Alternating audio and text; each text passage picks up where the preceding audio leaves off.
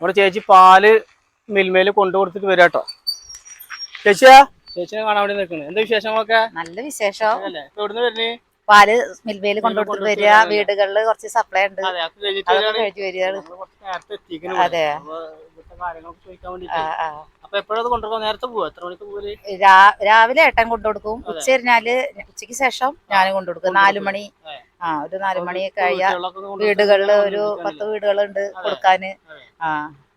അത് കഴിഞ്ഞിട്ട് വരിക. ചോദിക്കാം. അങ്ങനെ കൂടുതലായിട്ട് വരുന്ന കണ്ടിട്ടില്ല. അപ്പൊ ചേച്ചിക്ക് ഇത് കാണുന്നവരോട് എനിക്കിത് സന്തോഷമുള്ള ഒരു കാര്യമാണ്. ഇതിനെ പറ്റിയിട്ട് എനിക്ക് അങ്ങനെ ഒരു ബുദ്ധിമുട്ടൊന്നും തോന്നിയിട്ടില്ല.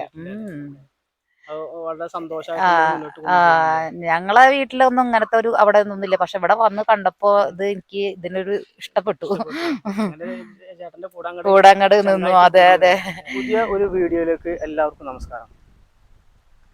ഇന്ന് നമ്മളുള്ളത് തൻ്റെ കഠിനാധ്വാനം കൊണ്ട് ജീവിത വിജയം കൈവരിച്ച ഒരു വനിതാ കർഷകയുടെ വീട്ടിലാണ്. ഒരു ഉരുക്കു വനിത എന്ന് നമുക്ക് വിശേഷിപ്പിക്കാം.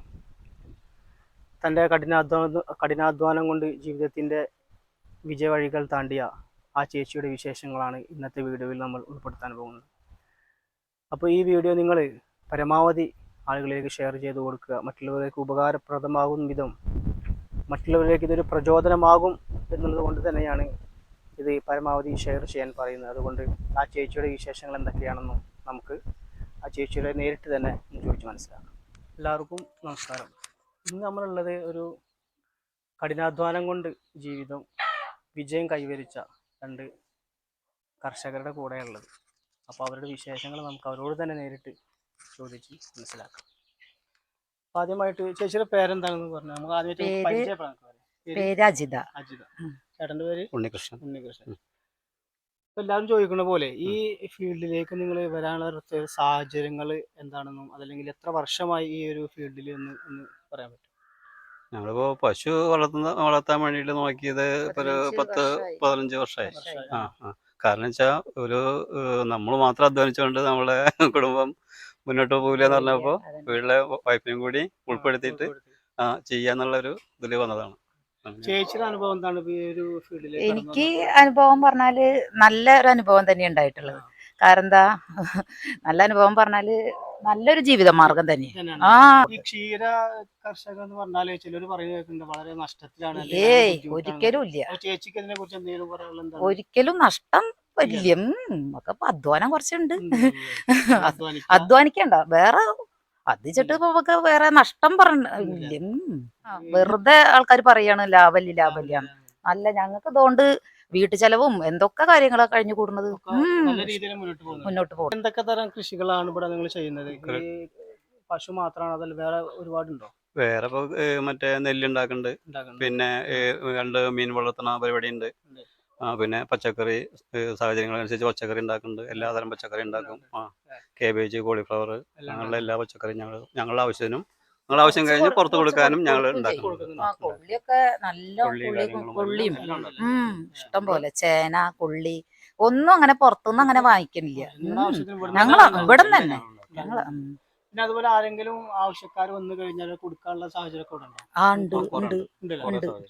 സാധനങ്ങൾ കൊടുക്കുന്നുണ്ട്. അതുപോലെ മത്സ്യകൃഷി എന്ന് പറഞ്ഞല്ലോ, മത്സ്യകൃഷി നിങ്ങള് ആൾക്കാര് ഒരുപാട് മേടിക്കാൻ ഉദ്ദേശത്തോട് വന്നു കഴിഞ്ഞാൽ ഒരുപാട് കൊടുക്കാനുള്ള മത്സ്യം നിങ്ങളുടെ കയ്യിൽ ഉണ്ടാവുമോ? ഉണ്ടല്ലോ, മത്സ്യം ഉണ്ടല്ലോ. പിന്നെ ക്ഷീരകൃഷി എന്ന് പറഞ്ഞില്ലേ, ഇത് ഒരു ദിവസം എത്ര ലിറ്റർ പാൽ നിങ്ങൾക്ക് ലഭിക്കും എന്നുള്ളത്? ഇപ്പൊ 4 എണ്ണത്തിനാണ് കറക്കണത്. ഒരു 10-25 ലിറ്റർ, 25 പോരാ, പുറത്ത് കിട്ടുന്നുണ്ട്. വീടുകളിൽ കുറച്ച് കൊടുക്കും, ബാക്കിയുള്ളത് ഞങ്ങള് മിൽമ കൊണ്ടുകൊടുക്കും. നമ്മളെ ആവശ്യം കഴിഞ്ഞാലും വീടുകളിൽ നമ്മൾ സപ്ലൈ ഉണ്ട്. പിന്നെ പശുക്കൾ ഇപ്പൊ ഞങ്ങള് 4-5 എണ്ണം ഉണ്ട്. അധികം ഉണ്ടായിരുന്നു, ഇപ്പൊ കുറവാണ് മാത്രം. ഭക്ഷണ രീതി ഇവർക്ക് പല്ലറ്റ്, കേസ്, പിന്നെ ചോളത്തവിട്. ഡെയിലി കാലത്ത് 4 മണിക്ക് എണീറ്റിട്ട് കുളിപ്പിക്കോ. പാല് കറക്കാൻ ഞാൻ അപ്പോഴേക്കും എണീറ്റ് വന്നിട്ട് ഞാൻ തീറ്റകളൊക്കെ ഇട്ട് വെക്കും. പിന്നെ ഞാനും കറക്കാൻ കൂടും എല്ലാനും ഒപ്പം എല്ലാനും രണ്ടാളും കൂടി ചങ്ക രണ്ട് പോലെ ആ നിൽക്കുന്നവരാണ് അല്ലേ? അല്ലെങ്കിൽ കട്ടക്ക് ഒരിക്കലും നിൽക്കുന്നവരാണ്. രണ്ടാളും കട്ടക്ക് അല്ലെങ്കിൽ പറ്റില്ല. രണ്ടാളും നല്ല പണിയെടുക്കണോ. നമ്മള് എന്നാലും ഒരിക്കലും ഞങ്ങൾക്കൊരു ബുദ്ധിമുട്ട് തോന്നിയിട്ടില്ല. ആ നല്ലൊരു ജീവിത മാർഗ രക്ഷപ്പെട്ടു. രക്ഷപ്പെടാം. അതെ അല്ല, കുറെ ബുദ്ധിമുട്ട് ആ നമ്മൾ അതെ അതെ അധ്വാനിക്ക നല്ലൊരു ജീവിത മാർഗം തന്നെയാണ്. വീട്ടിൽ ആരൊക്കെ, ഫാമിലി ആരൊക്കെ, മക്കള്? കുട്ടികള് രണ്ടാള്. ആ അവരൊക്കെ എന്ത് ചെയ്യുന്നു? മോനിപ്പോ പോയിണ്ട് അതെ. ദുബൈയില്. പിന്നാലെ മോളാ? മോള് പഠിക്കാൻ നഴ്സിംഗ് നഴ്സിംഗ് BSc നഴ്സിംഗ് എവിടെ പഠിക്കുന്നത്? കോയമ്പത്തൂര്. കോയമ്പത്തൂർ. പിന്നെ ഏതൊക്കെ പശുവാണ് ഇവിടെ ഉള്ളത് ഇപ്പൊ? പശുപ്പുള്ളത് ഒരു HF ഉണ്ട്, പിന്നെ HF ക്രോസിംഗ് ഉള്ളതായിട്ടുള്ള ഒരു മറ്റേ ജേഴ്സി, 2 ജേഴ്സികൾ. പാല് വ്യത്യാസമുണ്ടോ രണ്ട് പശുവിന്? വലിയ വ്യത്യാസമൊന്നുമില്ല. ചിലത് മറ്റേ HF ചിലപ്പോ കൊഴുപ്പ് ചിലപ്പോ കുറവാകും, പാലുണ്ടാകുമ്പോ കൊഴുപ്പഴശം കുറയും. ജേഴ്സിക്കാണ് നല്ല പാല് കിട്ടുക, നല്ല പാല് കിട്ടുക ജേഴ്സിക്ക്. 3 പാല് കൂടുതൽ കിട്ടുക HF ആണ്.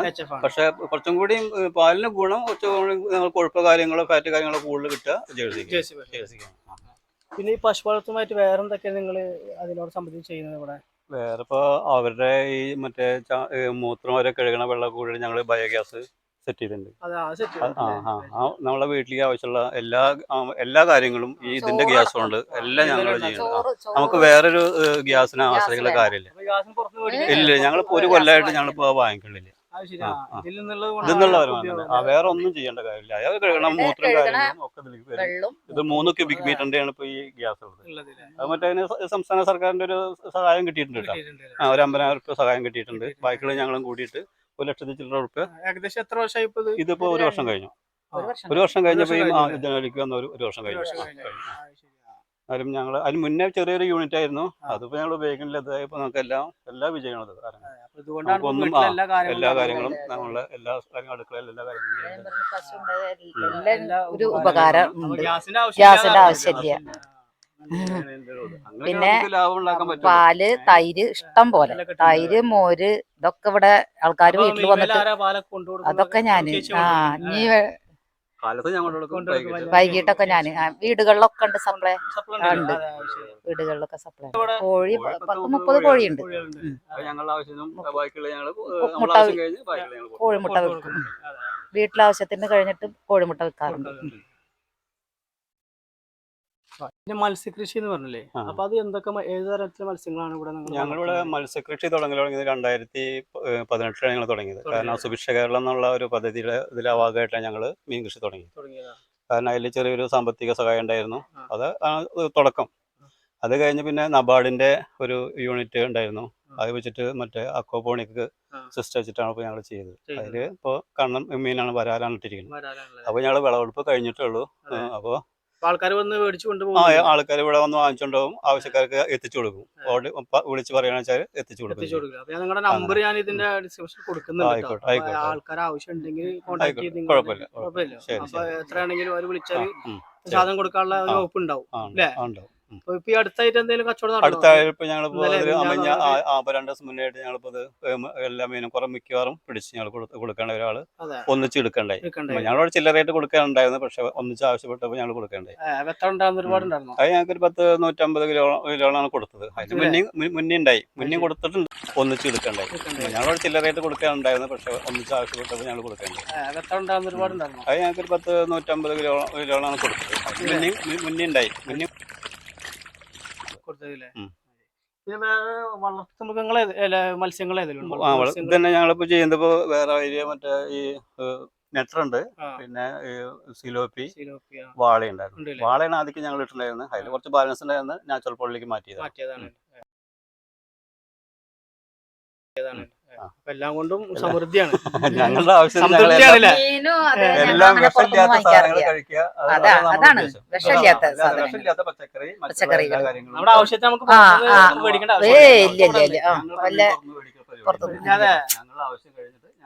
മീനും അതെ പലതരം ഉണ്ടല്ലോ ഇതില്. കണ്ണൻ, സിലോപ്പി, വാള, പിന്നെ പഞ്ചായത്തിൽ നിന്ന് ഒരു 3-4 തരം കിട്ടും. ലോഹു, മൃഗാള്, അങ്ങനത്തെ 2-3 തരം. അതും ഞങ്ങൾ അങ്ങനെ പുറത്തുനിന്ന് മീൻ പച്ചക്കറി വാങ്ങിക്കാറില്ല. എന്തൊക്കെ ഇവിടെ നിങ്ങള് പച്ചക്കറി കുക്കമ്പർ, ആ, കോളിഫ്ലവർ, കേബേജ്, വഴുതന, വെണ്ട, ചീര, ഒരു വീട്ടാവശ്യത്തിന് വേണ്ട എല്ലാം എല്ലാ നിങ്ങളിവിടെ പച്ചക്കറികളും. സജ്ജീകരിച്ചിട്ടുണ്ട്. അതുകൊണ്ട് നിങ്ങള് പീടിയെന്ന് മേടിക്കേണ്ട ഒരാവശ്യമില്ല. വിഷമില്ലാത്ത വിഷമില്ലാത്തത്. പച്ചക്കറി ഇപ്പൊ പുറത്തുനിന്ന് മേടിക്കാന്ന് വെച്ചാൽ സവള മേടിക്കും, കൊത്തമരി ഉരുളൻകിഴങ്ങ് മേടിക്കും.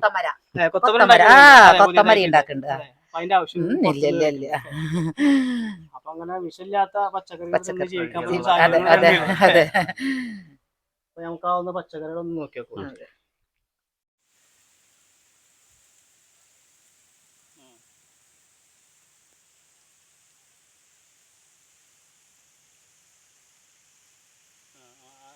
ഞാൻ അവിടുന്ന് മറ്റേ 280 പറഞ്ഞു, മറ്റേ 170 പിന്നെ പറഞ്ഞു. അത് അങ്ങോട്ട് 10 റുപ്യ അങ്ങോട്ട് അഡ്ജസ്റ്റ് ചെയ്ത് മാത്രമേ ഉള്ളൂ. അതൊന്നും പറ്റില്ല. സാധനം കയറ്റുമ്പോൾ ഒന്നല്ലെങ്കിൽ ഗൂഗിൾ പേ അല്ലെങ്കിൽ പൈസ റെഡി ക്യാഷ് തരിക. അല്ല നടക്കില്ല.